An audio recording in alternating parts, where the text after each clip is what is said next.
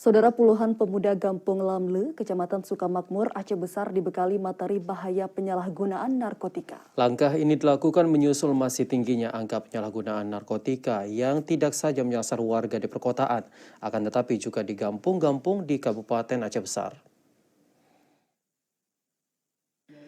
Selain diperkenalkan pada jenis-jenis narkoba, peserta yang umumnya remaja, baik putra maupun putri di Gampung Lamle, juga dibekali pemahaman akan bahaya narkoba.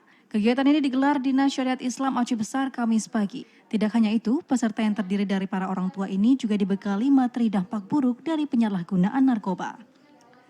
Peran para orang tua dinilai menjadi upaya penting dalam mengantisipasi penyalahgunaan narkoba di kalangan remaja. Selain pengawasan, menanamkan nilai-nilai agama bagi para remaja merupakan benteng terakhir dalam mencegah penyalahgunaan narkotika di kalangan remaja di Aceh Besar. Menurut Kepala Dinas Syariat Islam, kegiatan ini merupakan salah satu upaya pemerintah setempat dalam mencegah penyalahgunaan narkotika di kabupaten itu.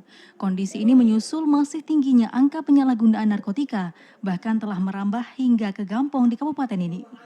Jika keluarga tidak berbuat, itu nihil juga dari yang lain. Karena pengawasan terakhirnya adalah di keluarga.